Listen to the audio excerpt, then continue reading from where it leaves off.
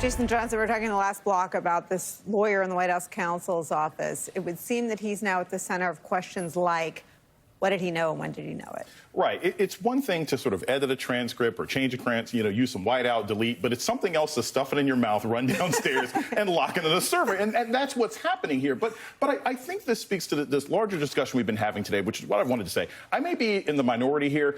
I'm not somber today. I'm thrilled. I am thrilled. Oh, my gosh. Democracy is vaguely working for once. Yeah. You have people who are taking the responsibility and oversight seriously for once. I am so glad this happened. As someone who doubted and questioned Nancy Pelosi and what she was doing all along, it appears as though now she is taking responsibility fully. And it's what Steve said before. Whatever Republicans are thinking and when they have to go to bed at night, when they go home and talk to their constituents, I hope they realize that historically speaking, 50 years from now, when our kids and everything else like that are reading about this, they want to be the person who is on the right side of history. They want to be the person who was part of that gang of 5, of 8, or 10 people who said, you know what, whether or not this guy stays in office or not, I stood up and said that this behavior is inappropriate. And I think there is a chance of it just for this reason only. It's one thing to try and get people to be angry about something that already happened, which is 2016. But this is about 2020. We've already heard reports that the president is already trying to muscle people, basically bribe members of the Senate and say, I will squeeze your money off if you don't vote to keep me in office in 2020. And I think people worried about their future might be inclined to make different decisions. It's so amazing that we don't have people in Congress who can model behavior that we'd want a child being bullied to model. Yeah, this is tough. A Republican said to me last week, Democrats raised the bar for impeachment. They wouldn't vote to impeach a president who lied under oath. And Bill Clinton lied under oath. And you can't do that. You and I can't do that. And you can't do that as president.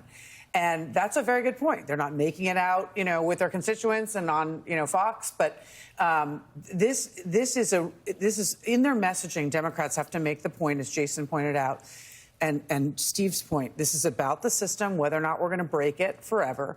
And it's also about next year's election, that he is meddling in next year's election. That's what this whole Ukraine story is about. And if he is not stopped, he will continue to do more. First, it was obstruction of justice in the Mueller case. 1,000 federal prosecutors felt that the evidence rose to the threshold for any of us to be indicted. Now it's about meddling in next year's election, asking country after country. And that's really the messaging that they have to stick to so that it can't go back to what happened. Right.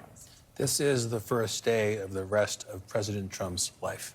With this vote, I think it's almost a certainty that he becomes the third American president to be impeached.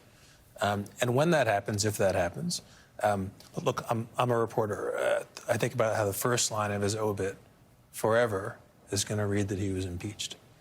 He so knows does that. he. I mean, look, and so does he. And I think he's terrified of it. And look, just a few months ago, you could not find a Republican on the Hill who would even touch the idea of an inquiry. That's not true anymore.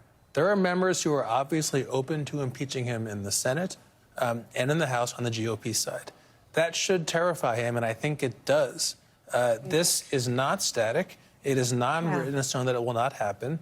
I think there's more open-mindedness and less herd behavior and more principle, as you were saying, on the Hill, than some people are worried. Look, this idea that it isn't static feels like a really important point and one to just hit pause on. I mean, the idea that under Mueller, public opinion never moved, I think is tied to how opaque that was and how successful the Rudy Trump fog smear, really a character assassination campaign against Mueller and his 17 angry Democrats that weren't, but forget that. I mean, Trump today, as Jason alluded to, there's a story, and Dana Pash said on CNN earlier today in comments that froze me in my tracks, he's basically bribing Republican senators with campaign money to not support his conviction in the Senate. He's got 9 of them, we just learned, down at the White House now. Absolutely. He's in a fight for his political life. He understands that. What this will be, though, is a test. And each generation of Americans has met the test when the country's been threatened. When the oath is taken, the military officer promises to protect against all enemies, foreign and domestic.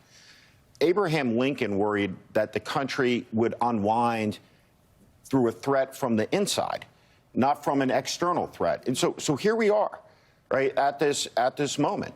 And as this process plays out, a factual process, we get to the heart, and we'll know everything, I believe, about what he did, it's going to meet the threshold for high crimes and misdemeanors as articulated in the Constitution, or it will not. But if it does, and I think the American people, who like generally living in a democracy, get that the conduct that we've read about so far is over that line. You can't do that. I mean, if he is... I guess, can I just push back a little bit? I mean, grabbing women in the bleep is over that line. Being indicted, being an unindicted co-conspirator in the Southern District of New York in an illegal campaign finance scheme is over the line. Being named for 150 contacts with Russia is over the line. And 10 acts of criminal obstruction of justice are over the line. What feels different to you that you have all this sort of sense of history and optimism? I don't know that I have optimism. I'll tell you what terrifies me is impeachment, acquittal, and re-election. You know what terrifies me? Impeachment, conviction, re-election as a private citizen. Now I'm going to... But what's different, all of those are terrible things, right? The conduct is abhorrent, right? I've talked a lot about it.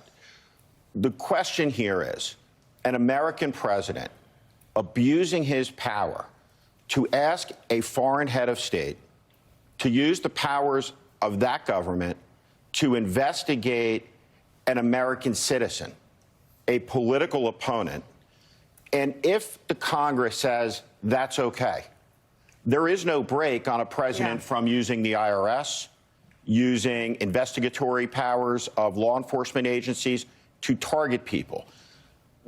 The freedom of speech, freedom of worship, the freedoms that we enjoy then all become obsolete, because if you can't speak freely without being investigated, you don't live in a free country anymore. That's what's at stake in this. I mean, look, I'm thinking about the New York Times. You have coverage on all these fronts, using the IRS to shield his taxes. Yeah. Prosecute, you guys have been covering the Barr investigation into the origins of the Russia. I mean, he's doing all those things already. He is, but, think about that litany of things you were saying at the beginning here. He's done this, he's done this, his access Babies in cages, right. Well, he's never actually been a popular president. He wasn't a popular candidate. He was running against Hillary Clinton. Yes. He's not going to have that chance again. Right. And I think people in the press, including me sometimes, are enamored of the idea of his base, but he's not well liked. And there is now, if you look at the polling, an obvious sour taste over his presidency in the mouths of many voters, including many who voted for him and gave him a chance because they didn't like her. That's going to be different this time. That's right. All right, we are going to sneak in our last break. We'll be right back. I could listen to these friends for another hour, but we're out of time. My thanks to Steve Schmidt, Nick Confessore, A.B. Stoddard, Jason Johnson. Most of all, thanks to you for watching.